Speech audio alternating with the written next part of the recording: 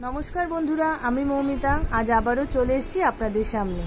आजके बानाबो खूब इजी और झटपट बानिये नेওয়া যায় एमन एकटा रेसिपि। आज बानाচ্ছি ডিম ভাপা। तार जोन्नो प्रथमेই একটা বাটির মধ্যে 5খানা ডিম 10 মিনিটের জন্য ফুটিয়ে সেদ্ধ করে নেব। আর ডিম সেদ্ধ করার সময় আমি এর মধ্যে দিয়ে দেব সামান্য নুন। ডিম এদিকে সেদ্ধ হচ্ছে, অন্যদিকে আমি একটা মিক্সিং জারের মধ্যে বড় 2 চামচ সাদা সরষে, 2 চামচ लाल সরষে, 1 চামচ পোস্ত, 3টে কাঁচা লঙ্কা, 1 চামচ দই ভালো করে পেস্ট করে নেব। ডিম সেদ্ধ হয়ে গেছে, ঠান্ডা জলে দিয়ে ঠান্ডা করে নিয়ে এবার খোসা ছাড়িয়ে নিচ্ছি। আপনারা অনেকেই রান্নাটা জানেন, যারা জানেন না তারা কিন্তু অবশ্যই দেখে নেবেন। ডিমগুলো পরপর ছাড়িয়ে নেওয়ার পর আমি ডিমগুলোকে একটা ছুরির মাধ্যমে 2 টুকরো করে কেটে নেব। আপনারা চাইলে গোটাও রেখে দিতে পারেন, আবার গাটা সামান্য চিড়েও দিতে পারেন। আমি এখানে 2 টুকরো করে নিচ্ছি। খুব ঝটপট বানানো হয়ে যায়, খেতে কিন্তু বেশ ভালোই লাগে। বাড়িতে ব্যস্ততার মধ্যে যদি রান্না করার সময় খুব কম থাকে তাহলে এই ধরনের রেসিপি কিন্তু অবশ্যই বানিয়ে নিতে পারেন। এবার একটা ফ্রাই প্যানের মধ্যে 2 চামচ তেল দিয়ে আমি ডিমটাকে মিনিট খানেকের জন্য এপিট ওপিট একটু হালকা করে ভেজে নেব। ভাজার সময় কিন্তু নুন বা হলুদ গুঁড়ো আমি কিছুই দিচ্ছি না, প্লেন একটু ভেজে নিচ্ছি।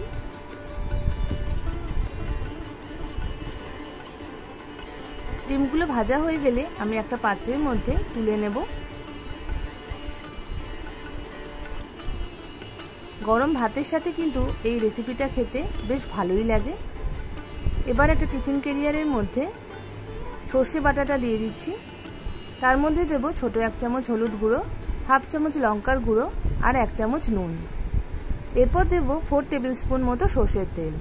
সর্ষের তেলের ফ্লেভারটা কিন্তু ভাপায় দারুণ লাগে। চামচের মাধ্যমে সবকিছু খুব ভালো করে মিশিয়ে নিচ্ছি।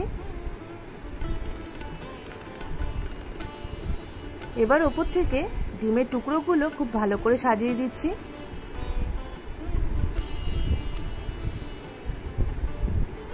পরপর ঠিক এইভাবে রাখার পর চামচের মাধ্যমে মশলাটাকে ওপর থেকে প্রলেপের মতো দিয়ে দিতে হবে।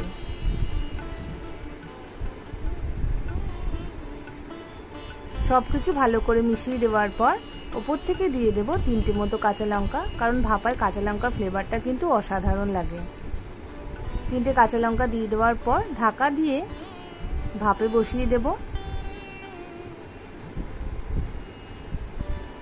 তার জন্য একটা কড়াইয়ের মধ্যে সামান্য জল দিয়ে একটা স্ট্যান্ড উল্টো করে রেখে তার উপরে আমি এই টিফিন ক্যারিয়ারের বাটিটা বসিয়ে 20 মিনিটের জন্য ভাপে দিয়ে দেব। ব্যাস রান্নার কিন্তু কমপ্লিট, মোটামুটি 20 মিনিট গেলেই কিন্তু ভাপা রেডি হয়ে যাবে। আমার রান্না যদি আপনাদের ভালো লাগে তাহলে অবশ্যই আমার চ্যানেলটাকে লাইক, শেয়ার এবং সাবস্ক্রাইব করবেন। বেল আইকন ক্লিক করতে একদম ভুলবেন না। 20 মিনিট পর ঠান্ডা করে নিয়ে আমি ঢাকনা তুলে দেখে নিচ্ছি কেমন হয়েছে। দারুণ সুন্দর গন্ধ বেরোচ্ছে, খেতেও কিন্তু বেশ ভালোই হয়েছিল। অবশ্যই বাড়িতে এইভাবে বানাবেন। আজকের মতো এই অবধি, নমস্কার।